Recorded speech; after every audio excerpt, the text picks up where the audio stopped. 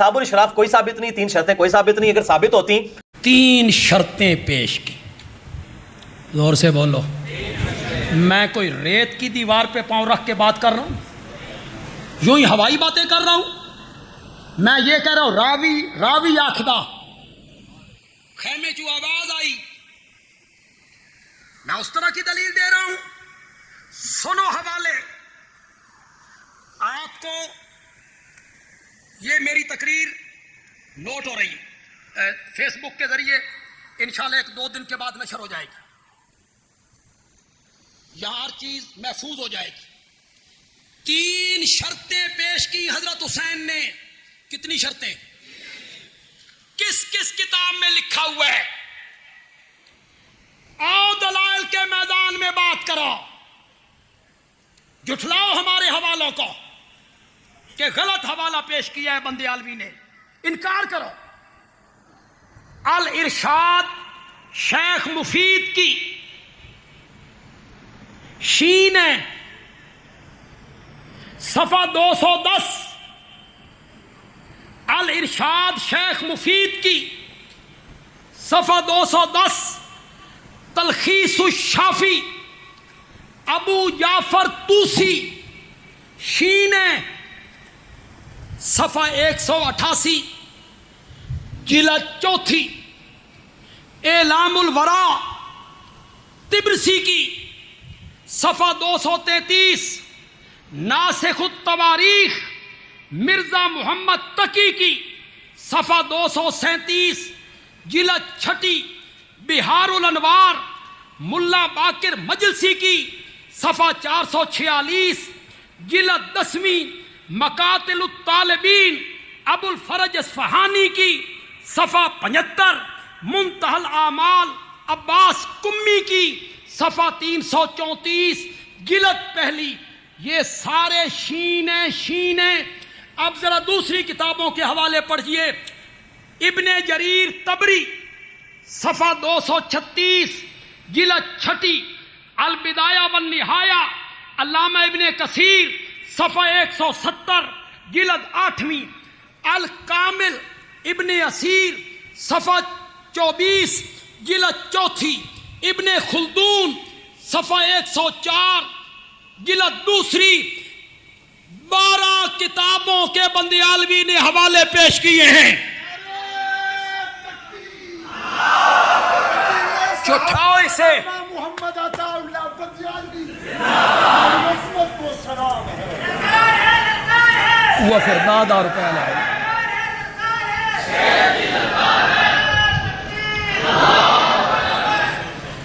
چٹھلائیے اس حوالے کو.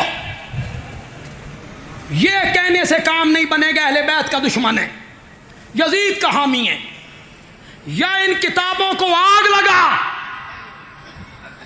اپنے مکتبے سے باہر نکال. اور اگر یہ کتابیں تمہاری ہیں تو پھر اس حوالے کو تسلیم کرو. اہل سنت کے، اہل تشیع کی کتابوں کے حوالے سب نے لکھا حضرت حسین نے کتنی شرطیں پیش کی. زور سے بولو، زور سے بولو. یہ کہہ دینا کوئی یہ شرط نہیں ہے جی. دیکھو کچھ مدت پہلے جو قاعدوں میں پڑھائی جاتی تھی نا تاریخ، اس میں جو کربلا کا واقعہ ذکر تھا نا، اس میں بھی یہ 3 شرطیں تھیں. آپ انہوں نے کہا دی تو مجھے پتہ کوئی نہیں. پہلے اخباروں میں جو مضامین چھپتے تھے اس میں بھی یہ 3 شرطیں لکھی ہوتی تھی. آپ ہو سکتا ہے آپ نہ لکھے صحافی ان شرطوں کو، تم ان شرطوں کو لکھو تو تمہارا موقف غلط ٹھہرتا ہے. حضرت حسین رضی اللہ تعالی عنہ نے پہلی شرط رکھی، مجھے واپس جانے دو. میں جہاں سے آیا ہوں وہاں چلا جاتا ہوں. بولو پہلی شرط کون سی ہے؟ کوئی ہوائی باتیں کر رہا ہوں؟ تاریخ کی کتابوں سے ہٹ کے کر رہا ہوں؟ مجھے واپس جانے دو، واپس. میں جہاں سے آیا ہوں وہاں چلا جاتا ہوں. بندیالوی ایک بات پوچھنا چاہتا ہے.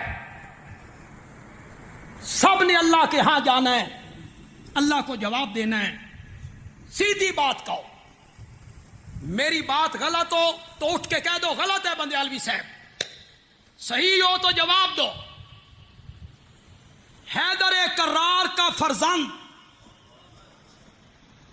جس کی رگوں میں فاتح خیبر کا خون دوڑتا ہو، جس نے باحیا ماں سیدہ فاطمہ کا دودھ پیا ہو، جسے صحابہ کی تربیت حاصل ہو، جس کا نانا نبیوں کا امام ہو، اگر سامنے کفر ناچ رہا ہوتا، اگر سامنے ظلم ہوتا، نانے کی شریعت بدل رہی ہوتی، حسین آگے جاتا یا پیچھے جاتا؟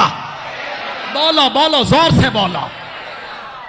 پھر تم نے یہ موقف کیوں اپنایا کہ شریعت بدل رہی تھی؟ شریعت بدل رہی تھی، حضرت حسین کو کہاں جانا چاہیے تھا؟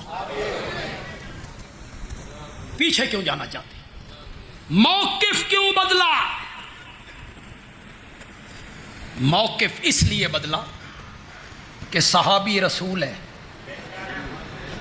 ہماری طرح نہیں ہے. ہم تو ضدی ہوتے ہیں، ہمیں اپنی غلطی کا احساس بھی ہو جائے تو ہم نہیں مانتے.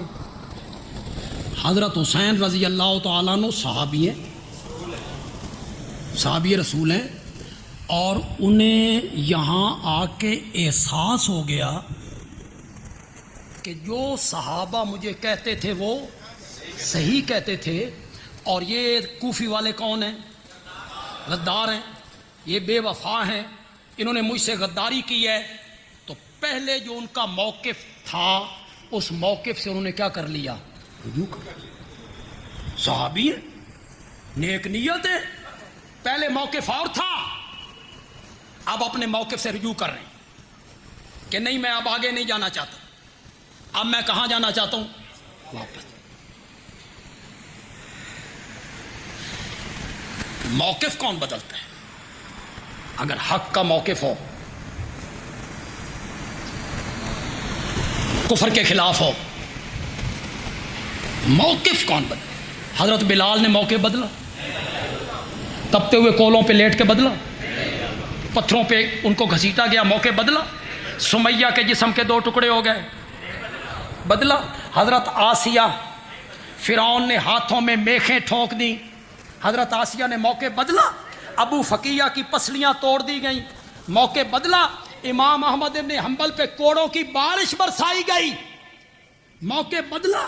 امام ابو حنیفہ کا جنازہ جیل سے نکلا، موقع بدلا؟ کون موقع بدلتا ہے؟ حق سے بندہ پیچھے ہٹاتا ہے؟ حق سے کوئی بندہ پیچھے نہیں ہٹتا. جو صحیح مومن ہو وہ حق والے موقع سے پیچھے نہیں ہٹتا. مجھے واپس جانے دو. یہ نہیں مانتے ہو تو میری دوسری شرط یہ ہے، مجھے اسلام کی سرحدوں پہ پہنچا. کس کی سرحدیں؟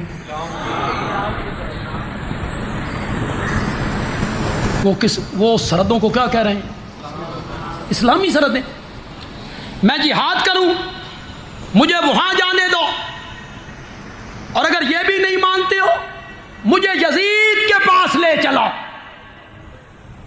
میں اس سے خود بات کر لوں گا، جو موقع بھی وہ اپنائے میں اور وہ طے کر لیں.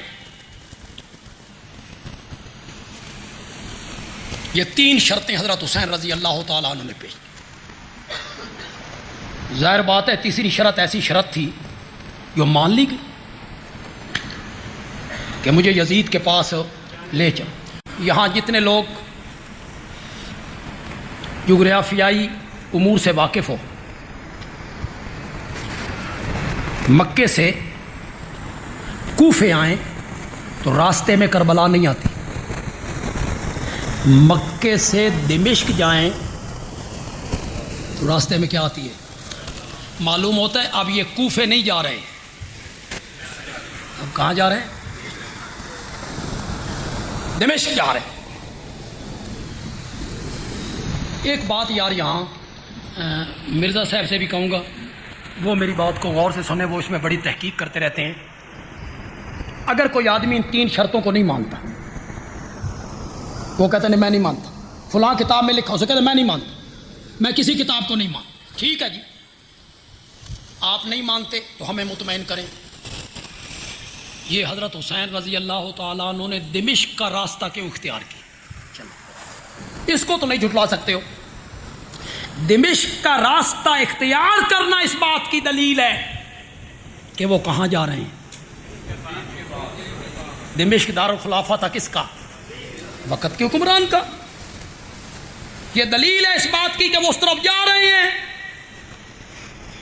یہ جو کوفی تھے نا غدار, وہ 7 کوفی جو حضرت حسین کے ساتھ آ رہے تھے, اور وہ کوفی جو ابن سعد کے دستے میں تھے, جو عین موقع پہ مکر گئے تھے, ان کے مور بند خطوط تھے حضرت حسین کے پاس.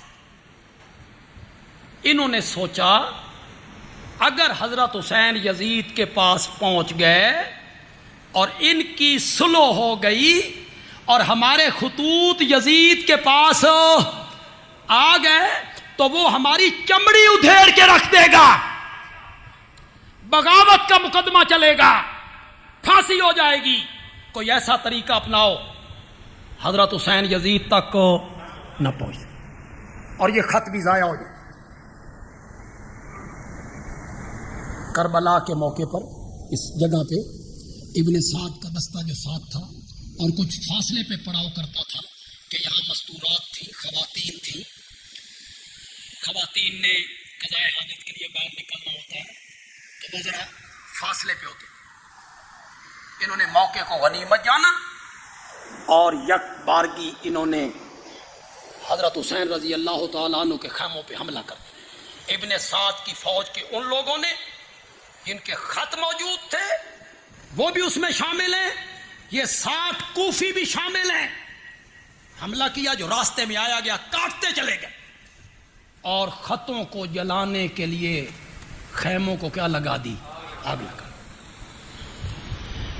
آپ میں جو لوگ تاریخ پڑھتے ہیں, آپ کو یہ یقین نہیں ہے کہ حضرت عائشہ رضی اللہ تعالیٰ عنہ اور حضرت سیدنا علی رضی اللہ تعالیٰ عنہ کے مابین صلح ہو گئی تھی, صلح تکمیل کو پہنچ گئی تھی. یہ بے ایمان, یہ خبیث لوگ جو دونوں فوجوں میں شامل ہو گئے تھے, انہوں نے سوچا بھی ان کی صلح ہو گئی تو ہمارا بنا بنایا جال اور کھیل تو ختم ہو جائے گا. انہوں نے رات کی تاریکی میں ادھر سے ادھر حملہ کر دیا, ادھر والوں نے. پھر جب جنگ چھڑ جائے تو پھر تحقیق تو کوئی نہیں کرتا. پھر جنگ چھڑ گئی, پھر سینکڑوں صحابہ شہید ہو گئے. یہاں بھی انہوں نے یہی کیا, جو راستے میں آیا اسے کاٹتے چلے گئے اور خطوں کو ضائع کرنے کے لیے خیموں کو کیا لگا دی؟ آگ لگا. پھر اس کا جو نتیجہ انہوں نے نکالا, جو مارنے والے تھے, جو قتل کرنے والے تھے, جو خیمے لوٹنے والے تھے, جو آگ جلانے والے تھے, وہ سارے بچ گئے اور الزام سارے کا سارا وقت کے حکمران کے سر پہ ڈال اس نے. میں بہت سارا وقت ہو گیا, میں اتنی طویل بات بھی نہیں کرنا چاہتا تھا, لیکن میری یہ آخری بات جو ہے یہ آپ سن کے جائیں, ٹھیک ہے؟ تھک تو نہیں گیا؟ زور سے بولو ذرا.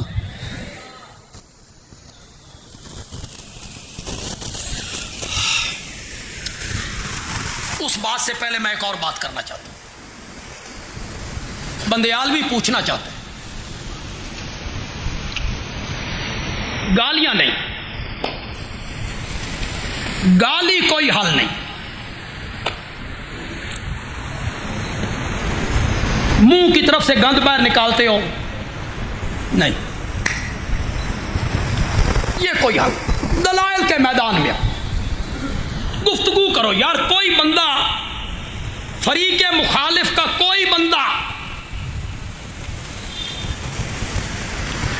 فریق مخالف کا کوئی سنجیدہ بندہ کاش ہو اور کومنٹ میں دلائل لے کر ہمارے سامنے آئے, ہمارے سامنے. ہمارے دلائل کو دلیل سے توڑ دیں. کوئی ہو مزہ آتا ہے. اہل علم کی آپس میں گفتگو، سنجیدگی کے ساتھ گفتگو، دلائل کے ساتھ گفتگو، اس میں لطف آتا ہے. اور آگے سے کوئی گالیاں بخشے تو پھر سلامہ. اذا خاطبهم الجاہلون قالوا سلام. جب جاہل لوگ